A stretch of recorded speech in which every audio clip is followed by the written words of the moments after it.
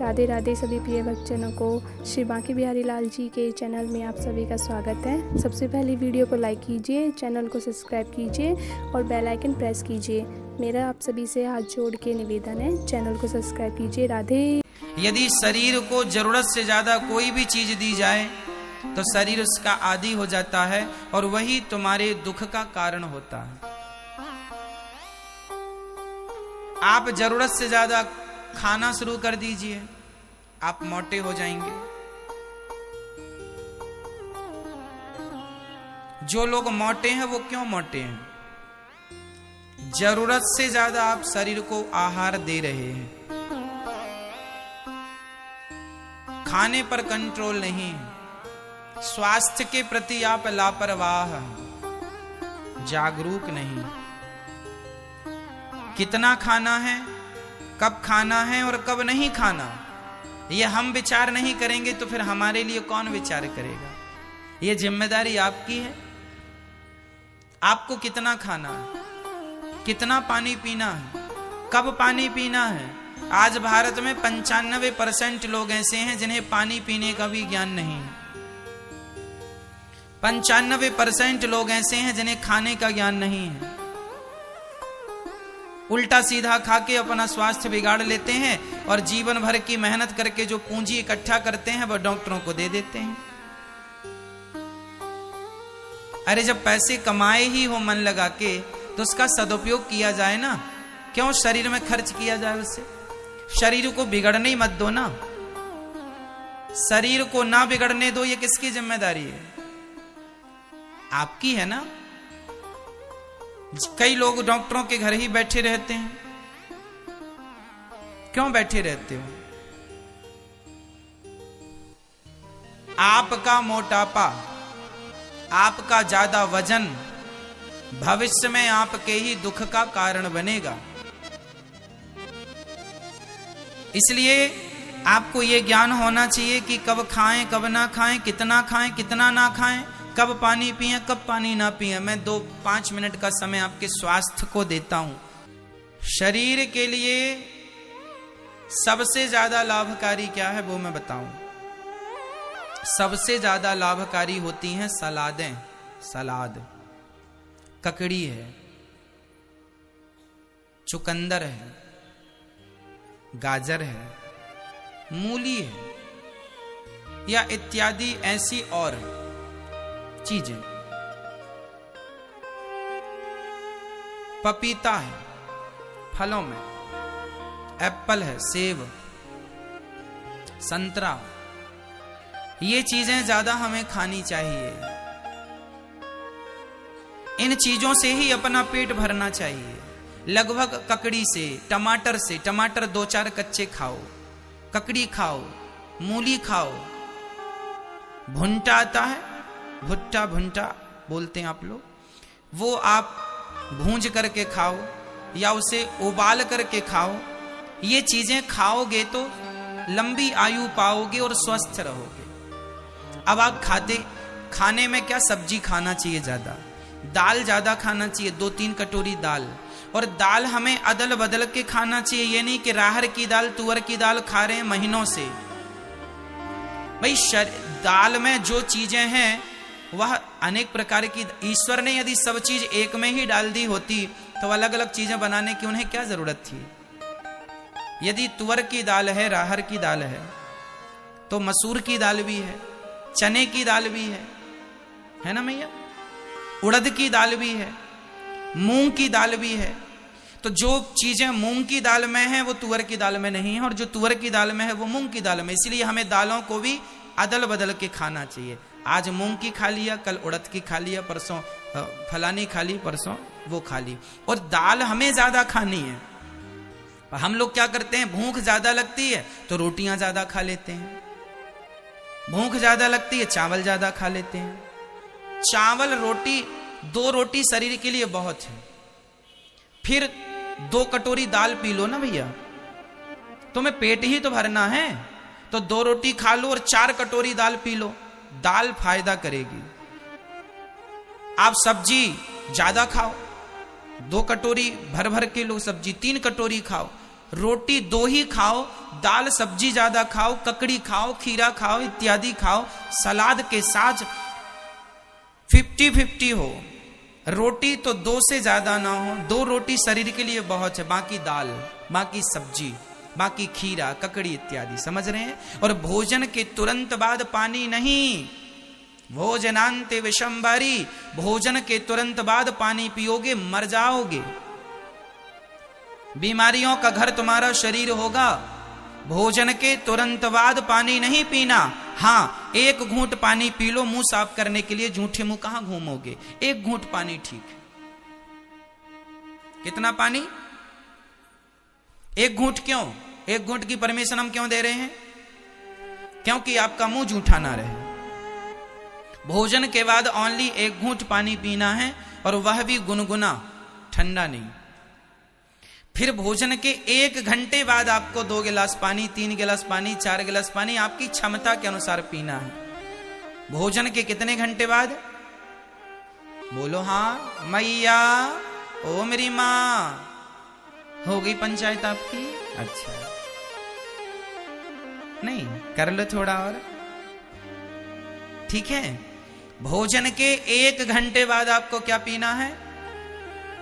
पानी 2 गिलास, 3 गिलास, आधा लीटर, 1 लीटर, जो भी आपकी क्षमता है।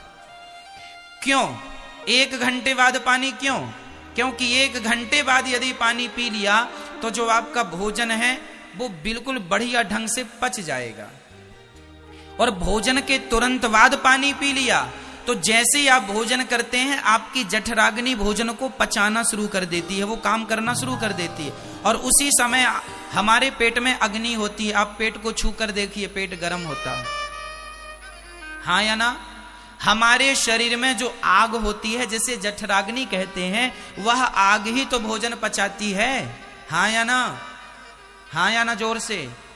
तो जब आग भोजन पचाती है और तुमने भोजन के साथ 1 गिलास पानी या 2 गिलास पानी पी लिया, तो आग में पानी डालो तो आग क्या होती है? बुझ जाती है। तुम्हारे पेट की आग बुझ गई, फिर वो भोजन पचेगा नहीं, फिर वो भोजन सड़ेगा, और सड़ेगा तो नाना प्रकार की बीमारियां तुम्हारे अंदर पैदा होंगी, और यही तुम्हारे रोग का कारण है। समझ रहे हैं? इसलिए भोजन कब, पानी कब पीना चाहिए? भोजन के 1 घंटे बाद। ये ज्ञान अनमोल है तुम्हारी जिंदगी का। इस ज्ञान से बड़ा दुनिया में कोई ज्ञान नहीं है। सबसे बड़ा धर्म है शरीर की रक्षा, और वही रक्षा के मैं उपाय बता रहा हूं। मर जाओगे उल्टा सीधा खाओगे तो, बीमार बने रहोगे। बीमार आदमी मरे समान होता है, कहो जी हाँ या ना? बीमार आदमी मरे समान होता है, उसका जीना मरना एक ही। वो जी भी रहा है तो रो रो के जी रहा है, तो जीने से अच्छा मर ही जाए। क्यों जी? रो रो के उसको कष्ट हो रहा ना ज्यादा, इसलिए बीमार व्यक्ति मरे समान होता है। इसलिए मैं नहीं चाहता कि आप बीमार हो, और मेरे हिसाब से चलेंगे। ये मेरा गणित नहीं है, ये मेरा नॉलेज नहीं है, मैंने भी पढ़ा है आयुर्वेद शास्त्र को, मैंने भी सत्संग किया। जब केवल सुना नहीं, पढ़ा नहीं, मैंने जीवन में अनुभव तो किया, मैं तो इनमें अमल करता हूं। मेरा काम तो देखो बैठने का है। मैं 24 घंटे में से आप 7 घंटे निकाल दीजिए, उसके बाद लगभग मेरा काम 15 घंटे का काम मेरा बैठने का ही है। क्यों जी?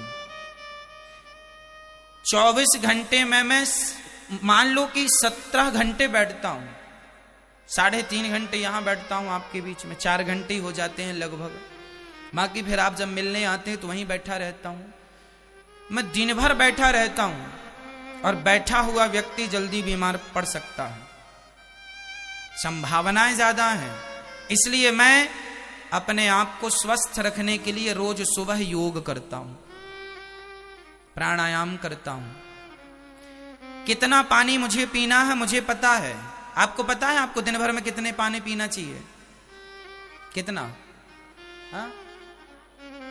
4 लीटर? आपको 6 लीटर? हवा में ही है सब चीजें कि कुछ इसका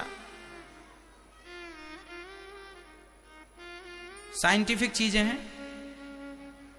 अब हम बता रहे हैं, पर 20 किलो में 1 लीटर पानी होता है। यदि आपका वजन 20 किलो है तो आप 1 लीटर पानी पीजिए।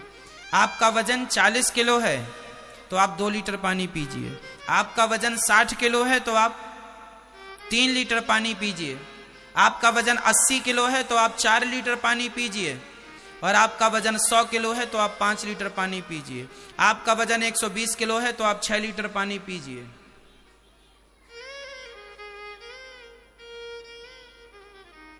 पर 20 किलो में 1 लीटर, यह अनुपात है, कोई डॉक्टर से फेल नहीं कर सकता।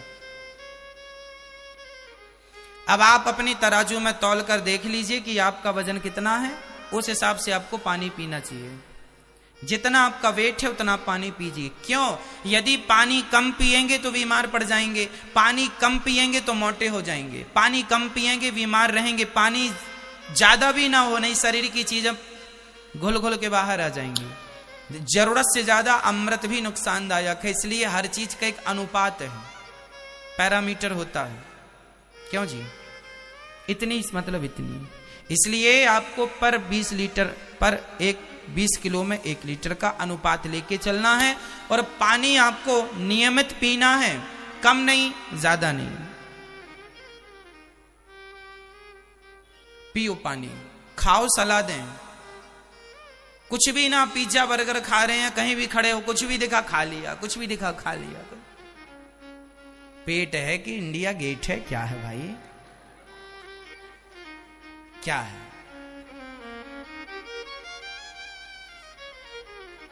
कुछ भी खा लिया खड़े होके। रात के 9 बजे क्या खा रहे हैं? रात के 9 बजे दही बड़े खा रहे हैं।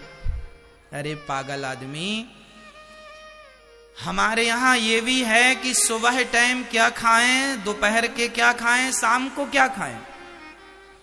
सूर्य अस्त होने के बाद क्या क्या नहीं खाना चाहिए।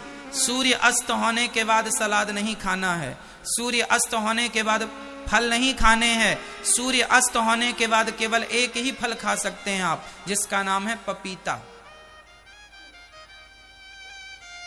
देखिए कितनी गहरी चीजें हमारे शास्त्रों में।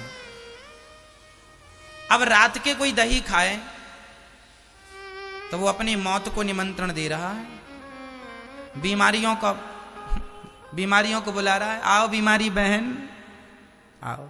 दही खाना है सुबह खाइए, दोपहर को खाइए, रात्रि को नहीं।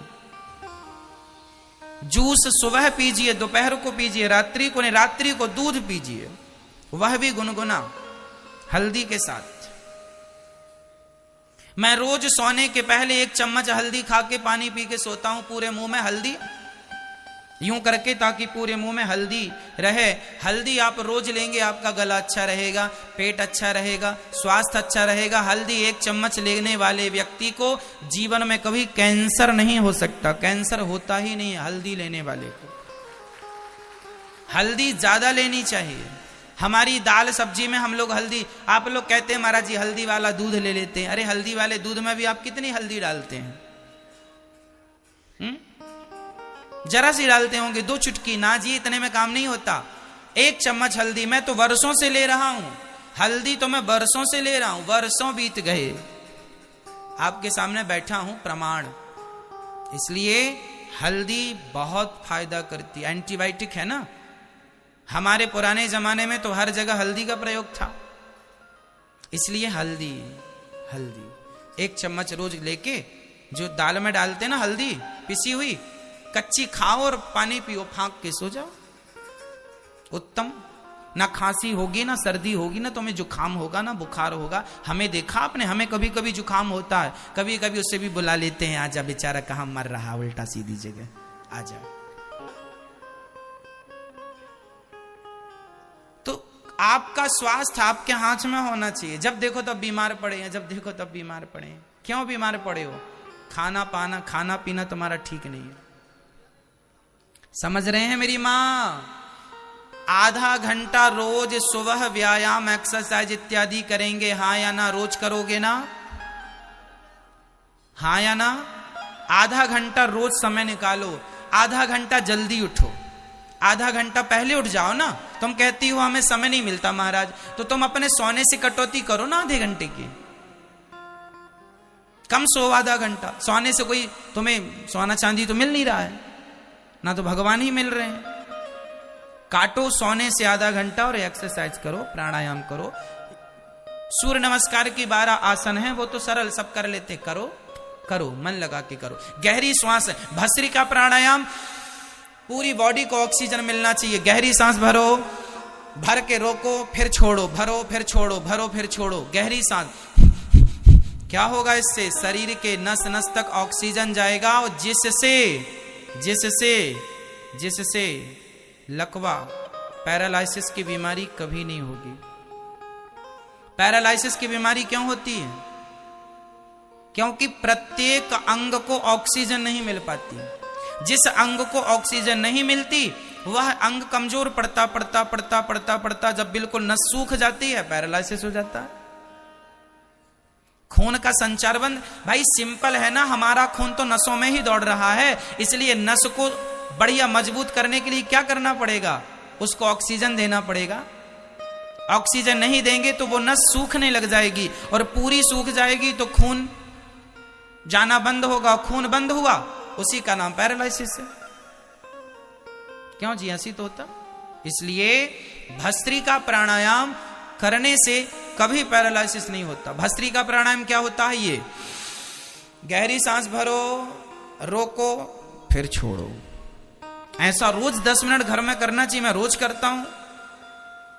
मैं आपसे बताया था ना कि गौरी गोपाल जी में 70 सीढ़ी हैं लगभग। मैं एक सांस में 70 सीढ़ी चढ़ जाता हूं। एक सांस भर के पूरी 70 सीढ़ी चढ़ जाता हूं, फिर छोड़ता हूं सांस वहां, फिर भरता हूं, फिर नीचे छोड़ता हूं। एक सांस में 70 सीढ़ी चढ़ता हूं मैं। एक बार भर लिया, अब इसके बाद मैं 70 सीढ़ी चढ़ जाऊंगा पूरी सांस खत्म होने के पहले। यह है श्वासों पर नियंत्रण। हमारे बड़े बड़े साधु संत तो महीनों महीनों के लिए अपनी श्वास रोक लेते थे, सालों के लिए अपनी श्वास रोक लेते थे, वर्षों के लिए अपनी श्वास। यही तो है अभ्यास करत करत अभ्यास के जड़मति होत सुजान। अभ्यासेन तु कौन्तेय वैराग्येण च गृह्यते। अभ्यास में क्या नहीं है करने की ताकत, सब हो सकता है। इसलिए आपका खान पान संतुलित होना चाहिए। मेरी माँ बच्चों को भी अच्छा खिलाओ पिलाओ, बुद्धि विकसित हो, है ना। अंकुरित चीजें खाया करो, अंकुरित अनाज खाया करो, चने दाल अंकुरित करके खाओ, और ज्यादा से ज्यादा कच्चा खाने में फोकस करो। अभी जैसे मटर आ गया, कच्चे का मतलब ये नहीं कि खा लिया ना जी। पहले गर्म पानी करो, गर्म पानी को बॉइल करो, पूरा पानी खौलने लग जाए, उसमें आप सब्जियां डाल दो, और खौलते हुए पानी में ओनली 60 सेकेंड, 1 2 3 4 60 सेकेंड के लिए गर्म पानी में सब्जी पड़ी रहे, मटर पड़ा रहे, और उसके बाद तुरंत निकाल लो। जो बैक्टीरिया होंगे वो मर जाएंगे। वह कच्ची सब्जियां आपको खाना है, कच्ची चीजें खाना है, पर कच्ची डायरेक्ट नहीं खानी। उसे गर्म पानी में 30 सेकेंड के लिए या 60 सेकेंड के लिए, 60 सेकेंड से ज्यादा भी ना रहे, ठीक है। चलो आप बहुत समझदार हैं, पर अच्छा खाओगे पियोगे तो तंदुरुस्त रहोगे। तेल का कम खाओ। हमारे यहां देखो गौरी गोपाल जी की रसोई में 10,000 लोगों का भोजन रोज बनता है, लेकिन तेल का प्रयोग हम कम करते हैं, क्योंकि आप यहां का भोजन जीवन भर खाएंगे तो बीमार नहीं पड़ेंगे। इस प्रकार से बनाने की कोशिश रहती है। नहीं तो आप होटल का 4 दिन खा लो, बीमार पड़ जाएंगे 5वें दिन। कितनी भी बढ़िया ब्रांडेड होटल का भोजन 4 दिन खा लो,